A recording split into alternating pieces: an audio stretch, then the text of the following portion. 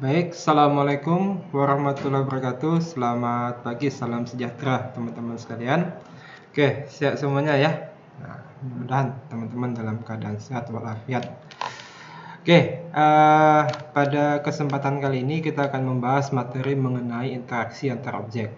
Nah, jadi pada pertemuan sebelumnya kita telah membahas mengenai konsep dasar objek. Nah, kita membuatkan satu objek, kemudian bagaimana kelas implementasinya. Nah, jadi nanti itu sesungguhnya di kehidupan nyata itu ketika kita mengembangkan sebuah program berorientasikan objek, nah kita itu tidak hanya melibatkan satu objek, akan tetapi ada saatnya kita melibatkan lebih dari satu objek. Nah, materi ini merupakan materi kelanjutan kita ya. Jadi harapan saya itu di materi sebelumnya itu teman-teman sudah memahami dengan baik mengenai konsep dasar objek. Jadi setelah ini kita membahas mengenai interaksi antar objek, kemudian kita akan membahas mengenai hubungan antar objek. Nah, seperti itu teman-teman. Nah, ini adalah pendahuluan kita ya. Ini adalah pendahuluan kita.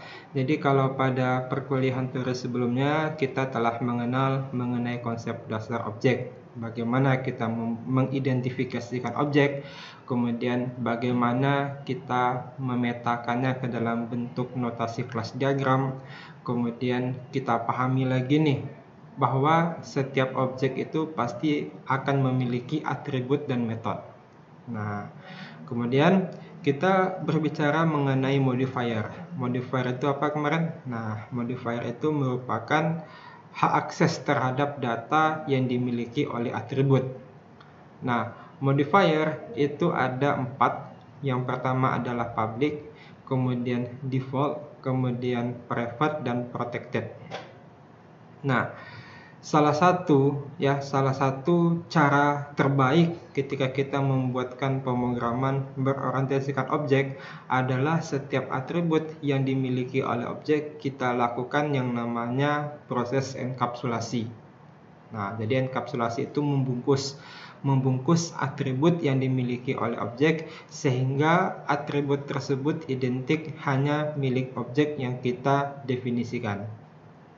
Nah, kemudian di pertemuan yang terakhir kita membahas mengenai static member ya. Static member itu ada kita buatkan di sisi atributnya dan ada juga kita buatkan di sisi metodenya.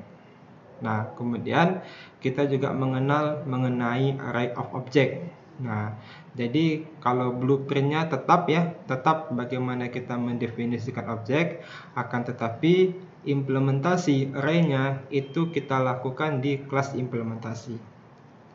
Nah, jadi kalau 4 hal ini sudah paham, maka kita akan memfokuskan pertemuan pada kali ini mengenai interaksi antar objek.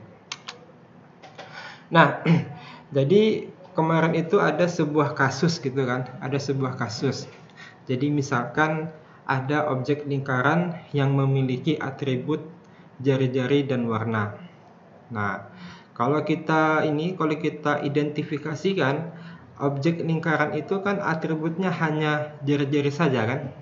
Nah, tidak ada sejarahnya atribut dari lingkaran itu ada warna gitu. Tetapi kenapa kita mengenal ini adalah objek lingkaran? Karena dia memiliki atribut yaitu jari-jari. Nah, kemarin kita paksakan ada atribut warna. Nah, jadi muncul pertanyaan, sebenarnya apakah warna merupakan atribut yang melekat pada objek lingkaran? Nah, jawabannya tidak gitu kan. Nah, jadi warna itu bukanlah sebuah atribut yang dimiliki oleh lingkaran. Nah, jadi lingkaran itu hanya memiliki atribut jari-jari. Warna kita identifikasikan sebagai sebuah objek yang baru. Nah, interaksi antara objek lingkaran dengan objek warna, itulah yang dikatakan sebagai interaksi antar objek. Jadi, warna pada atribut lingkaran itu kita keluarkan dan kita jadikanlah sebagai sebuah objek. Nah, karena tidak cocok bahwa atribut warna itu juga menjadi ciri khas dari sebuah lingkaran. Nah, jadi maknanya kalau kita tinjau lagi, warna itu akan menjadi part of-nya atau bagiannya dari objek lingkaran. Nah, jadi seperti itu dia maknanya. Jadi, warna bukan menjadi atribut milik objek lingkaran, tetapi warna itu nantinya akan kita identifikasikan sebagai bagian dari objek lingkaran. Nah, jadi pada sebuah konsep interaksi antar objek itu ada 5 polanya. Nah, jadi supaya tidak overlap dengan materi basis data dasar dan rekayasa perangkat lunak, yang kita bahas hanya 2, yaitu agregasi dan komposisi. Kenapa hanya 2 ini? Karena menurut saya, ketika kita mengembangkan program berorientasikan objek, konsep agregasi dan komposisi ini yang paling banyak kita temui. Nah, jadi itu alasannya. Sedangkan nanti 3 pola selanjutnya itu akan dibahas di materi basis data dasar dan rekayasa perangkat lunak. Nah, ini adalah definisi dari agregasi dan komposisi. Agregasi itu dikatakan sebagai interaksi lemah atau part of. Dikatakan lemah, misalkan ini ada dua buah objek. Kita buatkan seperti tadi ya, ada lingkaran warna part of lingkaran. Objek warna merupakan bagian dari objek lingkaran. Itu dikatakan sebagai sebuah interaksi lemah. Kenapa lemah? Apabila kita pisahkan, maka objek tersebut akan dapat berdiri sendiri. Lingkaran tetap akan menjadi lingkaran, warna akan tetap menjadi warna. Itu dikatakan sebagai interaksi lemah. Nah, notasi pada kelas diagram untuk agregasi ini adalah seperti berlian yang tidak ada isinya. Nah, mungkin teman-teman bisa lihat di sini ya. Nah, ada simbol berlian yang tidak ada isinya. Inilah dikatakan sebagai agregasi. Nah, kemudian kalau komposisi itu dikatakan sebagai interaksi kuat. Disebut juga sebagai whole of.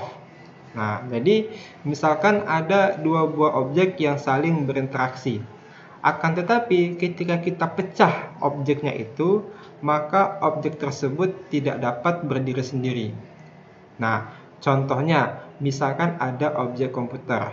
Objek komputer itu memiliki objek RAM, kemudian monitor, kemudian hard disk. Apabila salah satu objeknya ini kita hapus, maka objek komputer itu tidak bisa menjadi sebuah objek utuh. Itu makna dari interaksi kuat. Jadi jelas bedanya teman-teman ya. Nanti teman-teman pikirkan, teman-teman analisis, apabila objeknya ini bisa kita pisah dan berdiri sendiri, berarti dia interaksinya lemah. Apabila objek yang berinteraksi ini kita pecah, kemudian tidak dapat berdiri sendiri, maka dapat kita katakan sebagai interaksi kuat. Nah, itulah yang membedakan antara agregasi dan komposisi. Nah, jadi sebelum kita meneruskan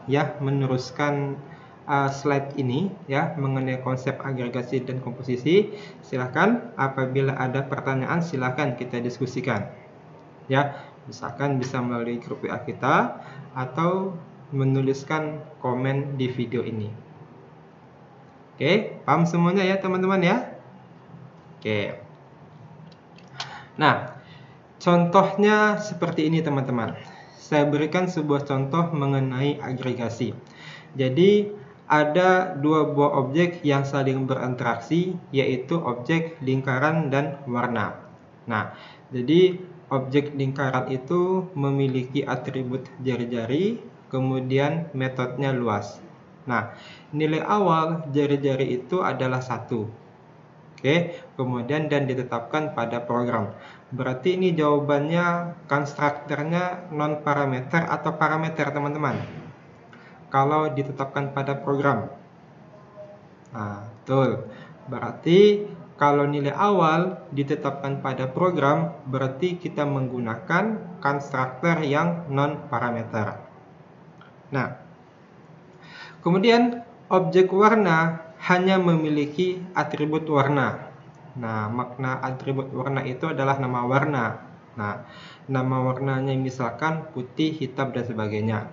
Nah, default warna ini adalah putih dan ditetapkan oleh program. Nah, jadi kalau dalam bayangan kita ini berarti konstruktor yang kita gunakan adalah yang non parameter. Nah, jadi gini teman-teman, ketika kita ingin menghubungkan atau melakukan interaksi antar objek yang terlibat di dalamnya, misalkan lingkaran dan warna ini, ada satu catatan lagi nih yang mesti kita pahami. Ketika kita mendefinisikan konstruktor, pastikan kalau kita buatkan salah satu objeknya itu menggunakan konstruktor non parameter, maka kita pasangkan juga dengan yang non parameter. Contohnya, lingkaran ini kita definisikan nilai awalnya adalah 1 dan ditetapkan pada program. Berarti ini merupakan penggunaan dari konstruktor non parameter. Nah, sedangkan yang warna juga mesti didefinisikan dengan konstruktor non parameter. Jadi non parameter pasangannya dengan non parameter. Parameter pasangannya dengan parameter. Apanya? Konstruktornya. Nah, sebelum teman-teman meneruskan slide-nya, coba teman-teman analisa. Interaksi apakah yang terjadi pada objek lingkaran dan warna ini? Jawabannya agregasi. Kok tahu? Ya, ini ada contohnya. Oke. Kemudian pertanyaan selanjutnya adalah buatkanlah kelas diagram dari kasus di atas. Nah, jadi soal ini kita buatkan kelas diagramnya. Nah, setelah kita buatkan kelas diagramnya, kita buatkan programnya. Oke. Nah, silahkan teman-teman coret-coret dulu ya. Silahkan teman-teman coret-coret dulu. Nah, di stopkan dulu videonya.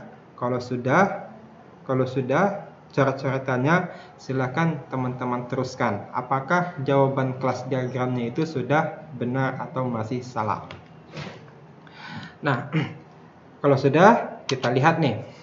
Jadi, yang pertama jawabannya adalah agregasi. Nah, kemudian bentuk kelas diagramnya seperti ini. Ada dua buah objek, ya. Ada dua buah objek. Yang pertama adalah objek lingkaran, yang kedua adalah objek warna. Objek lingkaran kita lakukan enkapsulasi terhadap atributnya, yaitu jari. Nah, kemudian ada konstruktor lingkaran non parameter, kemudian ada aksesor, ada mutatornya, dan ada metode luasnya. Satu. Kemudian kita buatkan di sini ada objek warna. Nah, objek warna tadi atributnya adalah nama warna. Nah, nama warna. Kemudian konstruktornya adalah non parameter.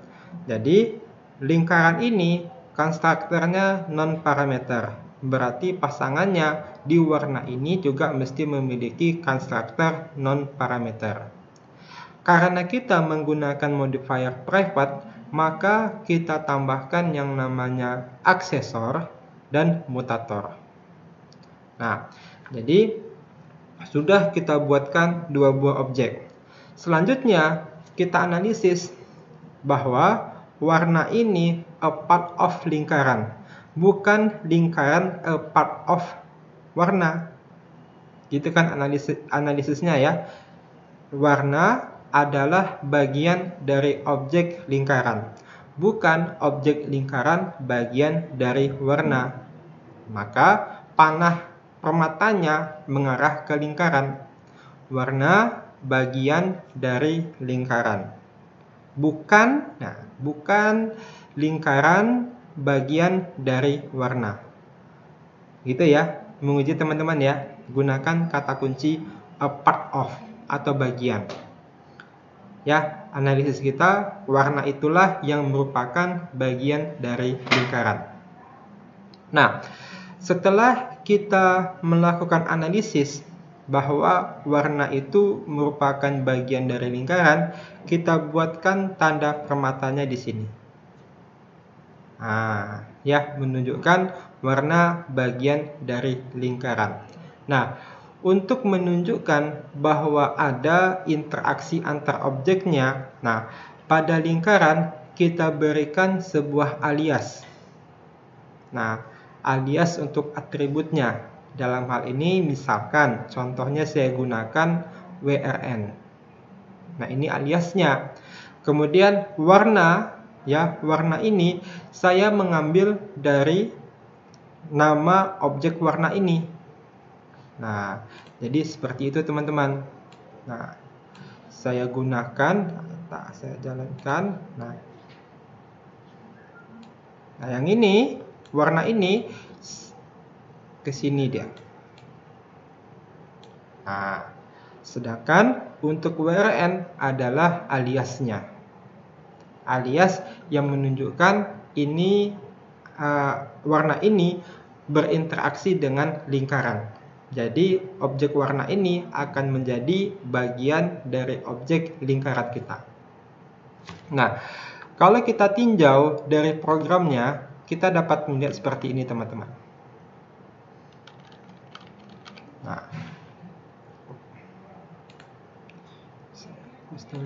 Nah, oke. Jadi di sini tadi ada objek lingkaran. Nah, oke. Ingat tadi yang pertama kita buatkan dulu dua buah objek. Ada objek lingkaran, ada objek warna. Nah, lingkaran itu ada atributnya yaitu jari. Nah, oke. Kemudian ditetapkan pada program. Berarti yang kita lakukan adalah menggunakan konstruktor yang non parameter. Tetapkan jarinya sama dengan 1. Ini kita apakan dulu ya. Yang pertama tahapannya kita hilangkan dulu nih warnanya dulu. Jadi hanya ada metode luas, kemudian ada aksesor jari dan mutator jari. Nah, untuk warna tadi itu adalah ada private string warna. Nah, warna defaultnya adalah putih. Nah, kemudian karena dia private, maka kita menambahkan yang namanya aksesor dan mutatornya. Nah, kita analisis tadi itu bahwa warna a part of lingkaran. Warna a part of lingkaran. Warna merupakan bagian dari lingkaran. Maka yang kita lakukan adalah kita buatkan aliasnya. Tadi kita buatkan pada kelas diagramnya adalah WRN. Kemudian kita sebut nih nama objek yang menjadi bagian objek lingkaran. Dalam hal ini adalah warna. Maka warna ini, nah, perhatikan ya, W-nya besar, warna. Nah, mirip namanya dengan nama objek yang saya buatkan ini. Nah, saya buatkan di sini warna. Nah, WRN adalah aliasnya. Satu prosesnya. Proses yang kedua, supaya dia itu dapat saling berinteraksi, maka saya menambahkan sebuah konstruktor. Di dalam lingkaran ini ada sebuah statement WRN. WRN itu dari aliasnya sama dengan new warna. Artinya warna default putih ini ya, warna default putih ini itu saya masukkan ke dalam saya masukkan dan menjadi bagian objek lingkaran ini. Nah, itu maknanya. Jadi, secara otomatis lingkaran itu akan memiliki nilai awalnya 1, kemudian warna awalnya adalah putih. Nah, setelah kita membuatkan dua buah objek ini, yang kita lakukan selanjutnya adalah membuatkan demonya. Nah, jadi seperti ini teman-teman. Jadi yang kita definisikan, yang kita create objeknya adalah lingkaran. Jadi lingkaran link sama dengan new lingkaran. Nah, karena dia non parameter, kita pastikan ketika kita meng-create objek tidak ada isiannya. Nah, kemudian di sini ada keterangan outputnya. Ada lingkaran, memanggil jari, kita gunakan aksesor, kemudian menghitung luas, kita gunakan metode luas. Nah, ketika kita ingin menggunakan metode warna, aksesor warna, berarti yang kita lakukan, sebutkanlah nama objeknya. Oke, kemudian kita panggil sebuah alias yang kita definisikan tadi. Apa kita definisikan tadi? WRN. Kemudian WRN ini kita referenskan, kita tujukan dengan metode yang ada pada atribut yang ada pada objek warna ini. Dalam hal ini adalah ada get warna. Nah, jadi penggunaannya sebutkan nama objek. Get warna ini adanya di mana? Adanya di objek warna. Kemudian kita panggil melalui aliasnya. Jadi link.wrn.get warna. Bukan link.get warna, tetapi link.wrn, karena get warna itu ada di objek warna. WRN adalah alias untuk objek warna kita. Makanya kita gunakan WRN. Nah, awalnya jari-jarinya 1. Kita akan mengubah menjadi 5. Maka yang kita lakukan adalah menggunakan mutator. Kita ubah jari-jarinya awalnya 1 menjadi 5. Kemudian kita akan mengubah nih, warna awalnya putih, kita ubah menjadi merah. Nah, kita gunakan yang namanya mutator. Nah, jadi set warna itu adanya di mana? Adanya di objek warna kita. Maka penggunaannya kita panggil objeknya, kemudian kita tentukan set warna ini adanya di mana? Adanya di objek warna. Yang kita panggil adalah aliasnya. Dalam hal ini adalah WRN. Nah, ini sama kayak tadi teman-teman ya. Nah, kalau kita jalankan, maka hasilnya akan menjadi seperti ini. Nah, jadi yang pertama jari-jarinya adalah 1. Luasnya adalah 3,14. Warnanya adalah putih. Kita ubah tadi itu teman-teman. Awalnya 1 menjadi 5. Nah, jadilah jari-jarinya saat ini adalah 5, kemudian luasnya 78,5, kemudian warnanya berubah, awalnya putih menjadi merah. Nah, kurang lebih seperti inilah bentuk program untuk agregasi yang kita pecahkan dari contoh soal kita. Nah, silakan apabila ada pertanyaan kita diskusikan teman-teman. Ada? Nah, kalau ada, silakan tuliskan di grup WA kita atau di e-learning kita juga bisa, atau menuliskan di komen di video ini. Oke. Nah, selanjutnya. Nah, bagaimana? Apakah sudah paham implementasi agregasi ini? Nah, kalau sudah paham, kita teruskan ya teman-teman ya. Nah, ini adalah contoh komposisi. Nah, tadi komposisi itu ciri khasnya adalah interaksi yang kuat. Nah, contohnya adalah interaksi yang kuat. Jadi, ada sebuah objek komputer. Nah, objek komputer itu membutuhkan, misalkan nih, dari sekian banyak komponennya, kita asumsikan bahwa komputer itu membutuhkan yang namanya RAM, kemudian monitor, kemudian hard disk. Nah, RAM itu memiliki atribut mereknya, kemudian nilai awal atau default merek RAM itu adalah Kingston. Kemudian kalau monitor itu ada mereknya, kita asumsikan namanya Samsung. Kemudian hard disk, itu ada merek dan kapasitas. Nilai awalnya Seagate dan kapasitasnya 40 GB. Nah, coba di sini teman-teman perhatikan polanya. Kalau konsep interaksi ini, dia mesti sama polanya. Nah, dalam hal ini gini teman-teman. Sebentar.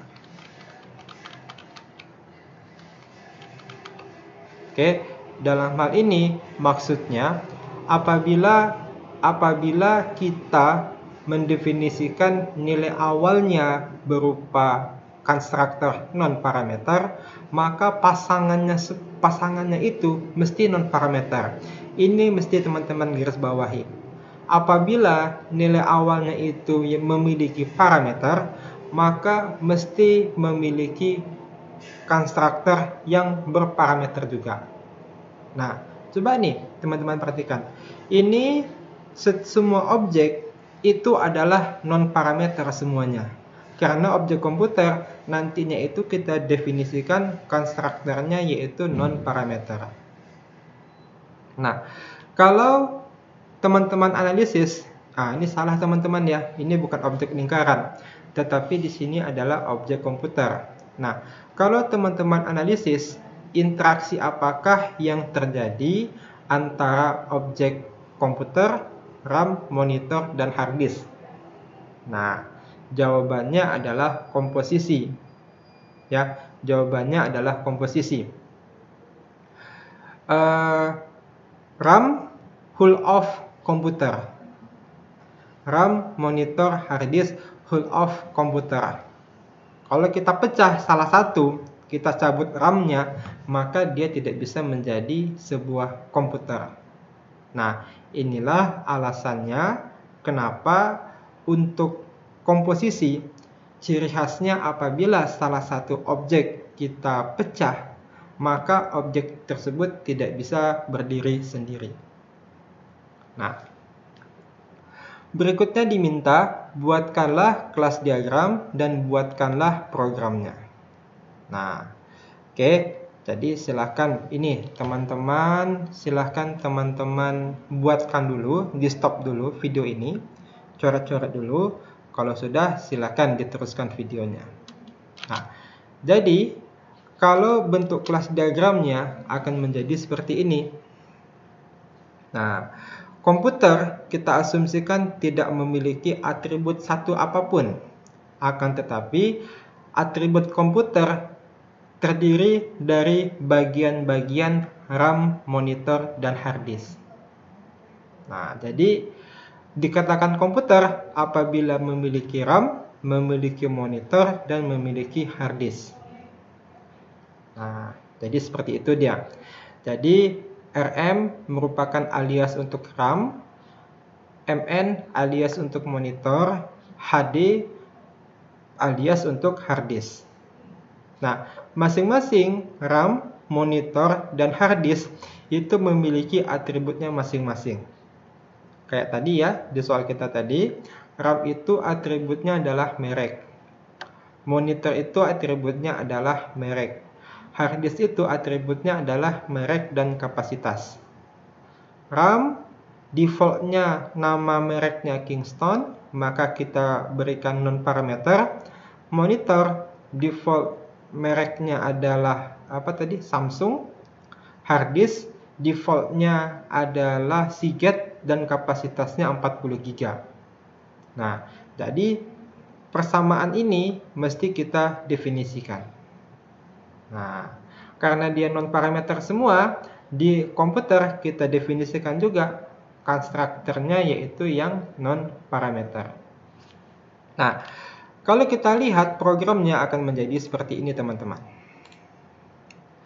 Jadi ada yang pertama kita buatkan yang RAM dulu. Nah, RAM itu kita definisikan atributnya adalah merek. Kita buatkan mereknya adalah Kingston. Karena private ada sebuah aksesor dan ada sebuah mutator. Kemudian monitor. Nah, sama juga kan monitor. Ada merek, kemudian ada nilai konstruktornya yaitu Samsung, kemudian ada aksesor, ada mutator. Harddisk, atributnya ada dua, yaitu ada merek dan kapasitas. Defaultnya adalah Seagate, kapasitasnya adalah 40. Nah, masing-masingnya ini ada aksesor dan mutatornya. Nah, kemudian kita buatkan komputer. Nah, ini implementasinya. RAM, nah RAM itu kan nama objek RAM ya, aliasnya adalah RM. Monitor, MN, aliasnya. Harddisk, HD, aliasnya. Nah, jadi kita interaksikan objek RAM, monitor, harddisk ke dalam objek komputer ini. Nah, jadilah sebuah objek komputer. Nah, kita setelah itu jangan lupa, objek komputer itu kan mesti menjelaskan komponen-komponen apa yang terlibat di dalamnya. Makanya di dalam konstruktor komputer itu ada alias RM untuk RAM, MN untuk monitor, HD untuk harddisk. Nah, kalau kita buatkan demonya akan menjadi seperti ini teman-teman. Nah, sama seperti contoh sebelumnya. Yang kita create objeknya adalah komputer. Kita berikan nama objeknya adalah KP. Nah, jadi ini adalah data awal komputer. Nah, kalau kita memanggil RAM, nah kalau kita ingin menampilkan merek RAM-nya, yang kita lakukan sebut nama objek yang kita create. Merek itu adanya di mana? Adanya di RAM. Maka yang kita panggil adalah alias RAM-nya, yaitu RM. Monitor. Monitor itu adanya di mana? Di merek juga kan? Merek monitor adanya di merek. Nah, merek monitor adanya di alias yang mana? Di alias yang MN. Nah, begitu juga untuk yang harddisk. Kita panggil nama objeknya yaitu KP. Kemudian kita tentukan nih merek harddisk itu adanya di mana, yaitu di objeknya harddisk. Kita panggil adalah aliasnya yaitu HD. Nah, begitu juga untuk memanggil kapasitasnya. KP, HD, get kapasitas. Nah, misalkan ini kapasitas harddisknya kita ganti. Awalnya adalah 40 menjadi 180. Maka yang kita lakukan, kita panggillah mutatornya. Kita buatkan KP titik HD titik set kapasitas 180. Nah, jadi kalau kita jalankan, hasilnya akan menjadi seperti ini. Data awal, merek RAM-nya adalah Kingston, monitornya Samsung, merek harddisknya adalah Seagate yang memiliki kapasitas 40 GB.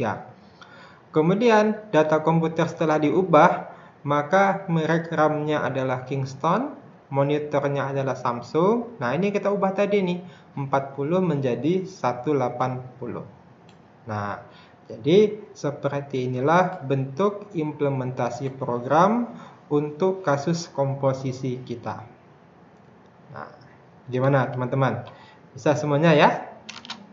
Nah, silahkan nih teman-teman berikan pertanyaan ya, teman-teman pahami apakah materi komposisi ini bisa dipahami atau masih butuh penjelasan. Nah, kalau masih butuh penjelasan, kita diskusikan melalui grup WA ataupun di komentar video ini. Oke, bisa semuanya? Nah, bisa ya. Jangan diam-diam saja. Nah, kalau diam-diam saja saya khawatir ini diam bisa atau diam tidak bisa. Kayak gitu kan? Nah, tadi kalau sudah bisa semuanya, nah ini ada sebuah soal latihan ya, sebuah latihan. Nah, di sini yang soal pertama, kalau soal sebelumnya menggunakan non parameter, kita ubah konstruktornya itu menggunakan parameter. Jadi kayak lingkaran tadi ya. Lingkaran tadi itu kan nilai awalnya ditetapkan pada program. Nah, sekarang bagaimana caranya seandainya nilai awalnya itu kita tetapkan di dalam kelas implementasi? Berarti menggunakan konstruktor yang memiliki parameter.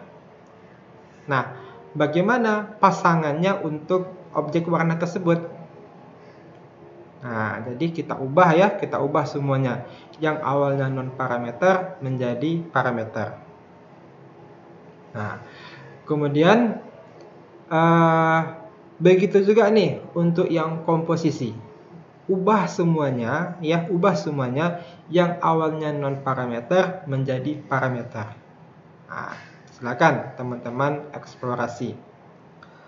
Nah, kemudian soal yang kedua, silakan teman-teman coret-coret ya. Silakan teman coret-coret, itu buatkanlah contoh sederhana mengenai agregasi dan komposisi. Nah, nanti silakan teman-teman buatkan kelas diagramnya dan dibuatkan programnya. Nah, nanti yang terbaik akan saya berikan hadiah. Oke, nah jadi seperti itu ya teman-teman ya. Ini sifatnya adalah teman-teman mencoba ya. Memang tidak saya nilai, tetapi harapan saya teman-teman lakukan apa yang saya minta. Jadi kita lakukan, kalau saya minta kumpulkan nanti seperti biasa saya jelaskan, pasti ada kemungkinan untuk saling kerjasama gitu kan. Nah, kalau saya tidak saya kumpulkan, harapan saya teman-teman mencoba dulu, jangan takut salah ya, jangan takut salah, nanti akan kita diskusikan. Oke, nah selamat mencoba latihannya teman-teman ya. Nah, kalau tidak ada pertanyaan, saya tutup pertemuan kali ini. Terima kasih atas perhatiannya. Assalamualaikum warahmatullahi wabarakatuh. Salam sejahtera.